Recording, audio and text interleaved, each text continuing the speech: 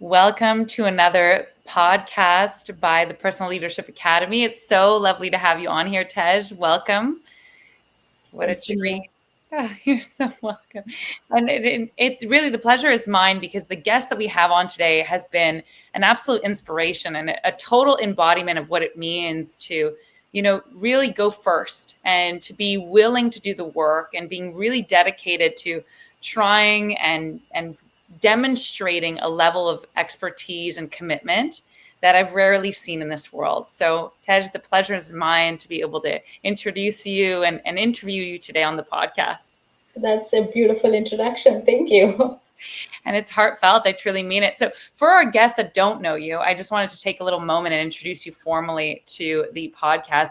So, meet Tej Shala, a vice president and lead technical program manager at JP Morgan Chase with 23 plus years of leadership in IT, managing global teams and complex transformations, originally from India, but now thriving in the US as a top performer and heart led leader within the PLA community, known for leading with connection, adaptability, and full ownership, balancing high powered career with being a dedicated mother of two, and we know this very well, passionate about travel, lifelong learning, quality time with family, and someone who truly brings both soul and strategy to every role she plays. Welcome, Tej, to the PLA podcast once again. Thank you so much, Dunya. Excited to be part of this podcast. Oh, we're so excited to have you, and I want us to, in some ways, take a little bit of a trip down memory lane and get to know you at the very beginning of your career. Could you give us in a couple sentences a description of who were you right at the beginning? What were your passions? What were your fears? And how did you see what was about to unfold from that perspective? Yeah, I think I started my career, not I think, but yeah, I started my career like 23 years back with IT after coming to this country. After I got married, I came to US. Way back in India, like I've actually completed my MBA in HR, and I started working with GE there in Hyderabad in my hometown. And after coming here, it was like different teams, different organizations. Though it was an MNC that I worked in India, the culture was different. The people that I was interacting was different. So it was a good eye opener for me because you would think like after working 4 years in India, you would think, okay, this is how the corporate life is, and this is how the MNC is, right? But and then when I joined here, I joined like a really small firm, and I was like an individual contributor. So I was taking full ownership and whatever task was assigned to me, and kept going. But as I started doing that, I saw that I was adding value to the projects that I was working on. And but I really enjoyed interacting with like the cross-functional teams, and not just within my team, but having fun within IT, talking to like the solutions analyst or the architects or the engineers or the product people, and like it was really good. So I really enjoyed that, and that made me think that okay, this is actually opening up doors for me to explore beyond an IC role, like beyond an individual contributor role. So that's how I started liking the leadership roles. And when I started doing the leadership roles, I thoroughly enjoyed. And till date, I thoroughly enjoy because it feels like it's not just my own contribution and my own success, but I'm when trying to get people along with me, I Mm. feel more happy that I'm able to add more value. I am able to fulfill somebody's potential beyond what they're thinking at this point because I've come seeing my career grew, and I've come along all these years of growing and learning. I mean, I see talent. Sometimes people are like, they just need that little nudge or little courage to just push that they can actually do it, right? And that's what really motivated me to move into leadership roles and be there because I could see that people are growing and I'm able to add value and bring them along with me. So, which really feels great. Um, and team success is like my success. So, it has become beyond my success, and that's what I enjoy. So, Beautiful. I think there's some really key elements that you've brought up in the share. And then I have a follow-up question that I'm so excited to ask you, but I really wanted to just reiterate what you shared of that piece of a great leader will inspire others that follow within their footsteps to become leaders themselves. So a true leader really is just a breeder of all of new leaders and other leaders. And that's so important. And so many in this world get caught up in the illusion of them being the leader, and the focus and limelight is on them. But really, that's actually goes against the true nature of a great leader. A great leader really shines the light on the future leaders that follow within their footsteps. So it's just so beautiful that you shared this. But I had a great question. I'm so curious. So many that are in are at the beginning of their careers or in a career transition as they're moving from one culture or country to the next are oftentimes faced with either, fear, anticipation, worry about that piece of adaptability. What would you say to those people that are either just about to move to a new country or culture, especially in regards to their career, or those who just have and are struggling with that piece? Yeah, I think we don't realize, but the world is changing around us, right? Like the change is always constant in honor in everybody's life, for that matter. Keeping that fear aside, if you have the goal in your mind, like what is it you want to achieve? How, if you're thinking about the contribution, I feel that you will automatically overcome that fear. I think focusing only on like, okay, where am I adding value? How am I contributing? What project will this be successful or helping the company or the organization, right? Like how am I helping, whether it's people or the project that you're working? It will always get you away from that fear. And yes, we've seen different cultures and people, but these days it's like global teams are there all over, right? Like you, though you're here in US or in India, you're working with teams in Philippines, you're working with teams in like India, or here even within US, like it's so many different time zones. It's it's you have to feel, I mean, the only nugget I would say is start in making the team inclusive, like it involve everybody, share. And there's communication is also very important. I mean, I'm not saying okay the words that you use or things like that, but it's being transparent and communicating the same thing to the person that who's sitting next to you versus somebody sitting globally out there in India, right? That way you're ensuring that there's no gap in the communication, and you're bringing the whole team together with a shared purpose. End of the day, we all want to be successful, we all want to work on projects that bring success to the organization, right? So everybody is looking at a win-win situation. So helping each other, including everybody, is like the key for you to kind of say that okay, then the cultural differences would go away. Then you're connecting with people, and people might just be open to say, okay, this is not how you pronounce my name, or this is the wrong word that we use in our country here, versus because we are all used to a certain language and the way we pronounce, and all those will fade away the minute you start connecting with people. The cultural barriers would disperse, and then it's all about inclusivity is what I would think. And yeah, I think that the for me, right, like my father was working in State Bank of Hyderabad, and we were every summer, like my parents have given a lot of importance to education. So my mom and us used to be in the same place, like in Hyderabad. But my father had to be on transfers, and because of his work, he had to travel a lot, and we kind of used to travel with him during our summer days or our summer break. So I've kind of seen different cultures within India, staying like my childhood, spending time in India, and it's the same. Everybody is the same.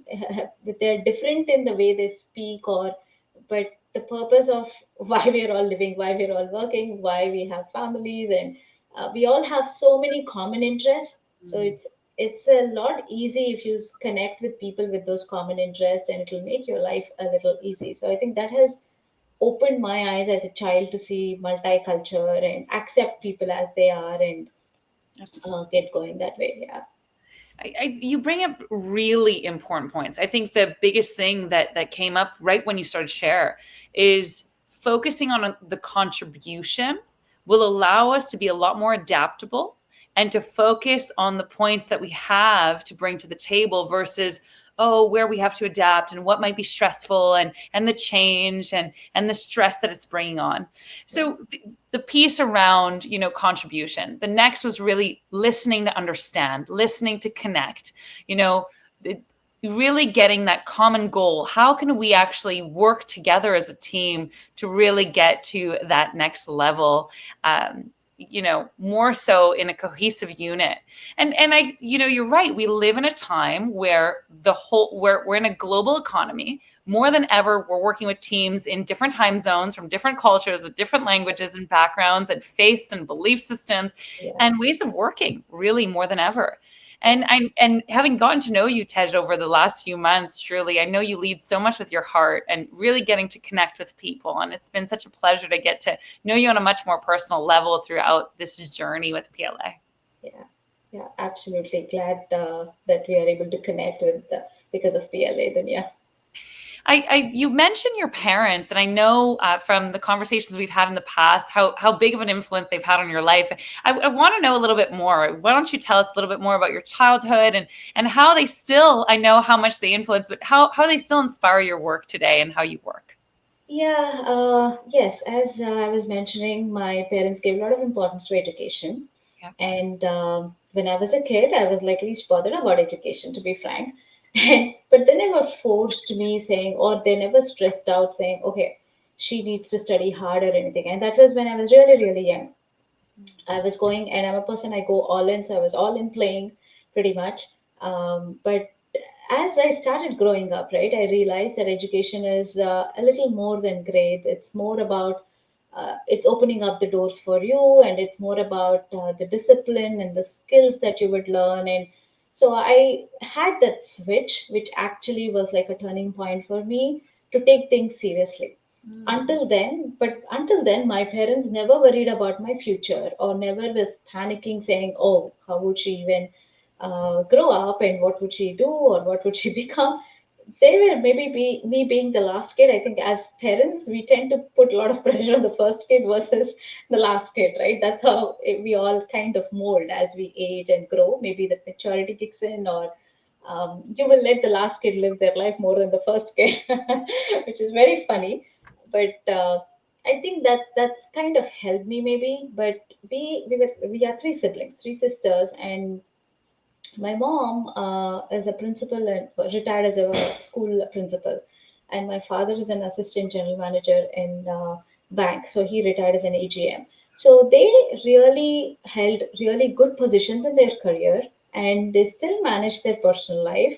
So it was, looking at them, it felt like okay, definitely family and career both go hand in hand, and they've managed it so well. I'm like, okay, that's a breeze. It's like you can do it definitely with like two kids and demanding work for my husband, for me. It's sometimes it could be like overwhelming, but looking at how my parents have done this makes it so easy that okay, I'm just repeating what they've done, right?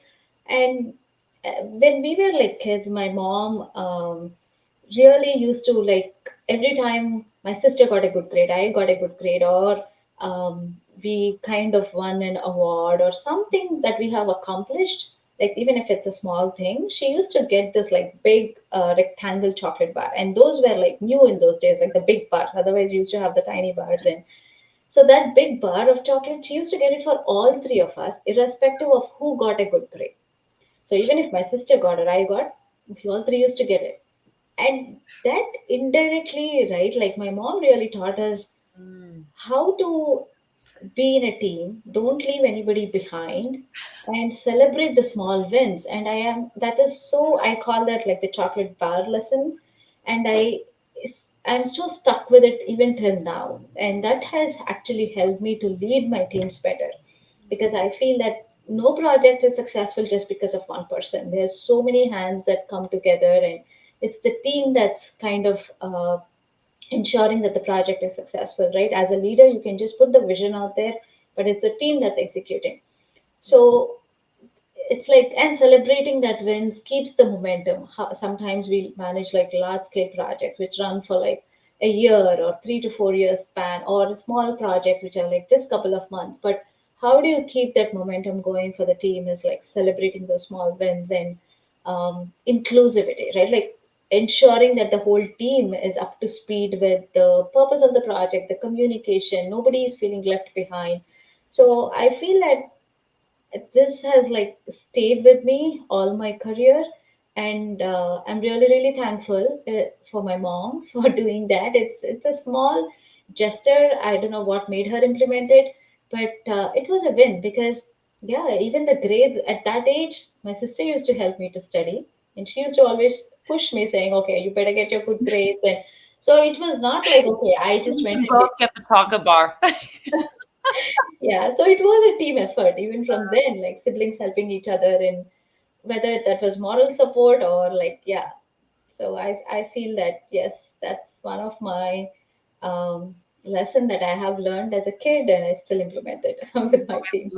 I love this story so much. You know how I feel about it because we've mentioned this between us before, and like that story, is so deep in its wisdom and its teachings.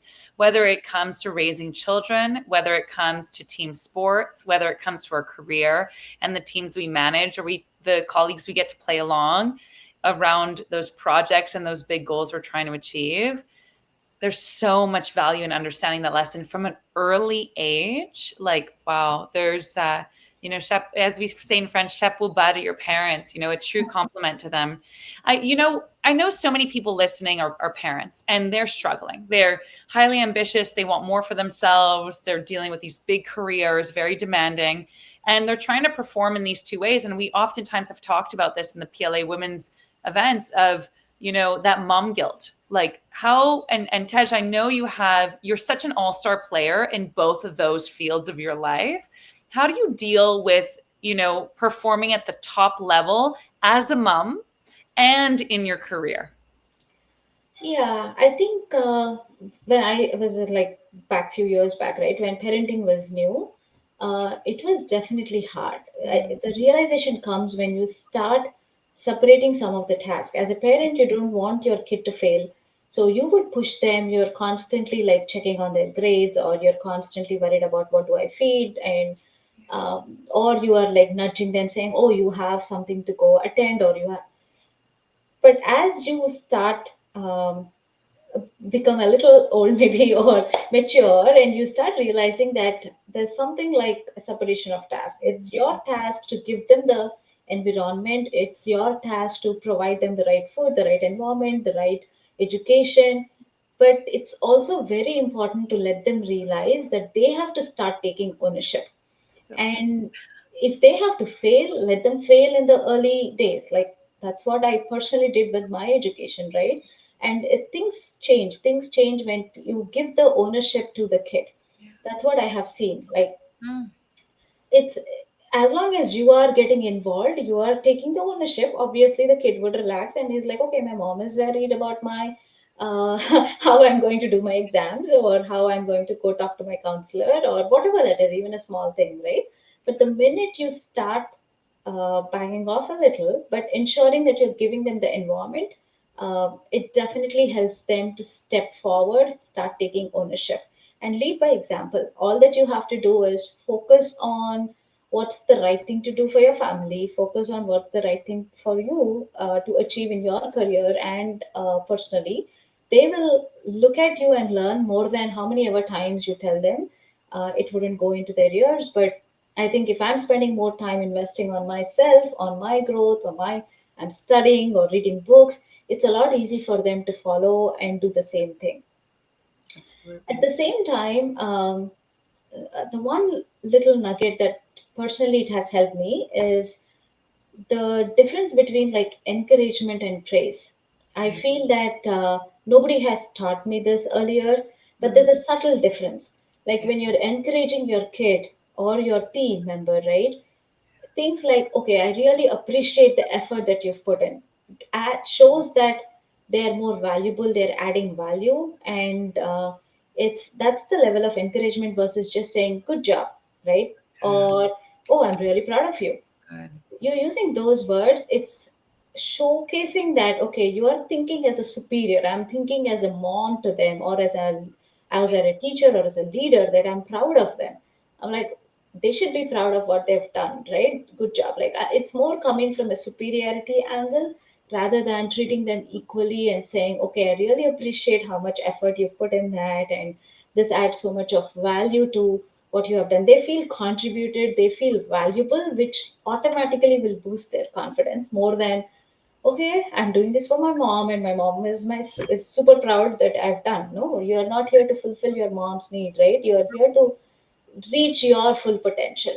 So I think I've realized that late personally in my personal life, Mm, but definitely I feel that's again helped me in my career as well. When I'm like really appreciating the team, I really take time to genuinely see the effort that they're putting, irrespective of the results, and appreciate the effort more than saying, okay, it has come from top down and yes, we've all delivered based on the ask. Or it's more like, okay, how are we adding value to the project, and how are we making that difference, and the impact is what I can share say. But yeah, I know I'm giving you a very long answer, no, this is um, amazing. Dunya, but yeah, I think it's a balance. As a mom and as a career oriented woman, it's a balance. You can't let something go off. Sometimes we have to prioritize family over career, and it's vice versa, right? But being transparent about your needs in the company as well helps. Like Mm, everybody is a human. Being open to your manager, saying, "Okay, I really have a doctor appointment that I have to go. I can't skip. That's important for my day for today." And having that flexibility, seeking that flexibility, helps you balance that. So yeah, so there were days where yes, you have to focus more on your career, work for like 12 hours, 16 hours, it's needed. Then they know that okay, you will do it if it's needed, right? So it sometimes the work life balance is definitely goes on and off yeah. based on what's needed. But feel free to speak and feel free to like openly communicate and be transparent rather than like feeling stressed out or struggling that not opening up, saying that you really need some help in your personal life at this point. If you don't and it'll all bubble up, it's not going to help both the worlds, whether it's career or your family life. So I would strongly suggest to kind of ask for help. And we're all humans, we all have to go through take care of our kids, take care of your husband, take care of your Absolutely. family and parents, and we have life outside our 9 to 5 job. So, and everybody would be willing to listen and empathize when it's time and needed. So I would say, yeah, just be transparent about your ask and communicate openly. You bring up such interesting parallels between both worlds, that a lot of the skills that actually are helpful as a mentor and as a leader in organizations are actually transferable skills to being a great parent. And Absolutely. I love that piece of separation of task. It makes me think of the book, The Courage to Be Disliked, which is a Yeah. phenomenal book, right?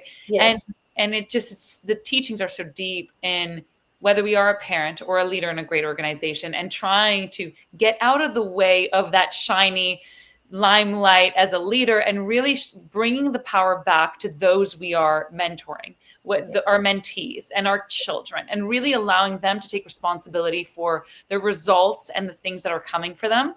That Yeah. empowers them much more than, in some ways dragging them or convincing them or encourage, Yeah. or praising them for this work. Yeah. And I love this piece of you. It's a shared responsibility, like learning to ask for help, being honest, being human. Like, we are not here to achieve it all. We are here as a team, and team Yeah. has been a huge theme in our conversation today. Yeah. Yeah. Yeah. Absolutely. Absolutely. Oh, fantastic. So I'm quite curious. I would love to know, what were some of the biggest lessons in your own career? Like, you were thinking, you know what, this was a challenge for me to learn, and has been one of my greatest teachers and my greatest evolutions in my career as a professional. Um, Yeah, lots of learnings I would say throughout my career. Sometimes it's yeah, that work-life balance has always been one thing that's never like okay, it's done deal, or you'll have to still maintain both. It's constantly there. And then in terms of like other challenges, sometimes yes, I did had my share of like really tough stakeholders, and where the stakeholders have like conflicting priorities, and dealing with like senior leadership sometimes is like because they don't have a lot of time to listen to you, you have to be really ready for like that 30-second quick pitch or like it kind of it's been a lot of things, right? Definitely you'll want to improve on your communication skills, on how do you talk in that 30 seconds that you get versus how brief can you be and what's the purpose, and understanding the big picture. Dealing with stakeholders, what has always helped me is the connections. It's Mm, that networking. So I would strongly recommend people to like take time to genuinely connect, know the person more than like, okay, here is our regular monthly one-on-one. We are just happening to talk about the project. Take time to know what's happening in that person's life or your life. Like it doesn't have to be like the whole half an hour like a personal agenda, but at least if you know you're connecting on the personal front, it makes your life easy to have those conversations, even the tough conversations, right, where you're really um, you go there to convince a certain project or to get an approval, and you could have all the data behind you backing on that approval, but knowing that person, the person would be ready to listen to you. And that's very important. That's very, very important. So I would strongly recommend what I've learned, at least, is like good networking skills and seeking help. We all should have mentors and coaches, and you learn a lot from your mentor and even mentees, right? Like when I've started doing the mentoring for others, there's so much to learn from a mentee. It could be just that one little book that the person is reading, or there's something or the other that you can learn with every person that you're interacting, whether it's your team outside. So it's definitely the connections, the networking, striking that balance professionally and personally, seeking for help, improving on your communication. So many challenges that you will face, which will help you mold what you are today. So I would say, yeah, just be open and listen. Listening is one of the, again, biggest skill. Listen to understand rather than listen to respond. I think that will help you to make those connections better. And it's very, very important. Sometimes because people won't have time to explain everything. Sometimes you would have to read between the lines. But if you're actively listening, that helps your life make it a little more, yeah, manageable for sure. absolutely. And I think that there's something about like that human connection that's so important when we're listening. It allows us to build those relationships, as you've mentioned. I'm really curious, this hot topic around AI and what's happening. What do you think is going to be happening, or the effects that it's going to have on the industry in the coming years, months and years, to be honest? Yeah. How do you see it all playing out? I'm curious.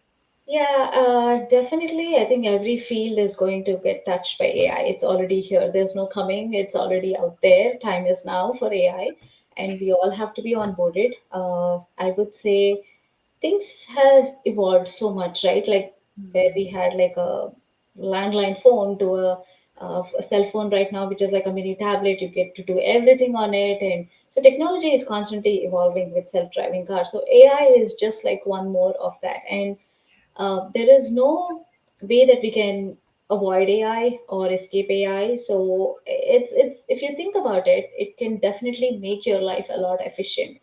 Especially in my project management field, I would strongly recommend for people to start something small, because sometimes change could be fearful. It's you'll be like, okay, what is it going to do, and will I still have my job?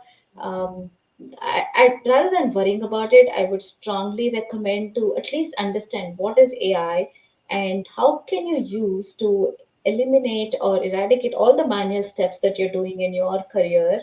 That way you can speed up, use it to the core, bring up efficiencies in your job role.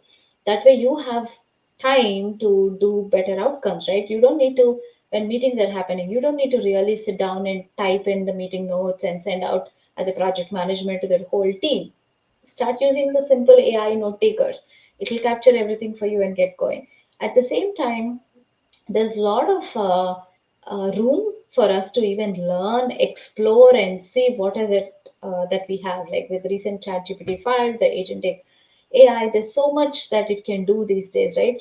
Earlier, yes, you might be spending like half an hour just to decide which flight you would be boarding so that you get a better price. But now you just tell the agentic AI and it'll browse through Expedia, it'll browse through all the travel sites and get you the best fare that it can in like a matter of like 2 3 minutes. So definitely we can use that to make our life simple. And I feel AI has a long way. It's going to evolve, and we have to accept it now. And especially me coming from like the project management space, we are the ones who get like vision into reality, and we are the ones who are driving all this transformation. And this space, this project management space, can't be left behind, so can't be stuck with the spreadsheets. And so we have to adapt, and we have to like accept the change and start implementing. But you can always start small and expand as needed. Beautiful. And I think you're right. It's not going anywhere. It's just going to be a great tool that can be used that is at our disposal to be used. Yes. And the time is now more than ever. And starting small, like this is going to be a tool that has changed and will continue to change the world in how we interact with the world, interact with people, interact with life, interact with our careers, and any data that we come across and bringing things to life. Yeah. Yeah. I'd be curious. We mentioned very briefly the Personal Leadership Academy, and you've played an incredible role as a participant in that space. I'd be curious, what are some of the biggest insights that you've gotten from this community since you've joined?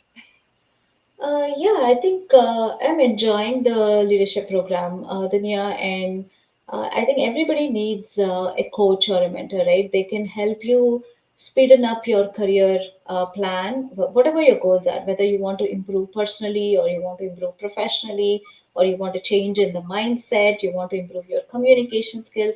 We all have so much to learn and grow as we keep going. Growing never, learning doesn't stop at all, right? It has to you. And so I feel that at least PLA, what it has taught me is to start competing with myself, Mm. by exploring things. I'm taking time to do additional things. Otherwise, all these years it was like, yes, career and family, completely devoted to family, raising kids, completely devoted to career and my teams. And but I don't think I've taken time to reflect on myself, saying, okay, what next?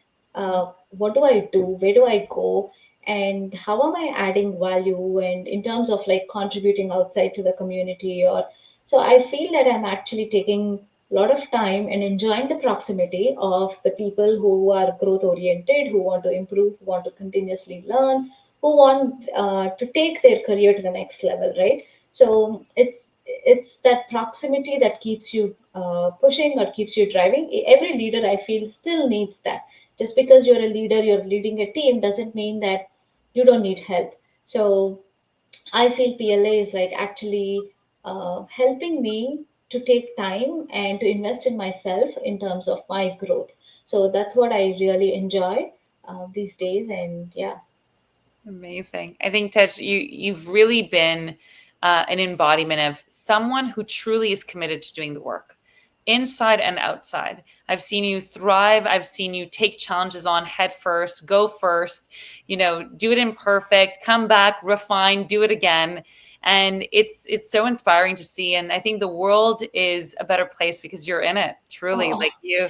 And I know that sounds cheesy, but it's rare to see someone truly do the work and be so committed, and committed with heart, with community and dedication. So this is the shout out to you after all of this hard work you've put in yeah. to your career, to the community. So thank you for being here, and thank you for being on the show today. Yeah, thank you so much. Thank you for all the kind words. I thoroughly enjoyed the conversation, Dunya. It's always great to connect with you. And yeah, I'm So out here in LinkedIn if further conversations are needed. Anybody who's watching, I appreciate you all watching as well. Thank you.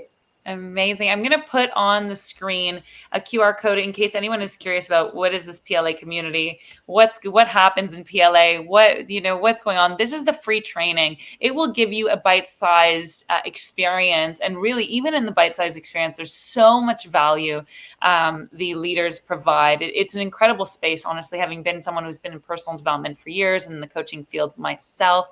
I vouch for it because I truly believe in the intention behind the project and the implementation and results that I've seen happen. So if anyone is curious, this link will lead you to the next free training of PLA and give you a little bit of an idea of what is PLA and this wild community they keep talking and referring to. So just wanted to put that out there for anyone who feels called to it.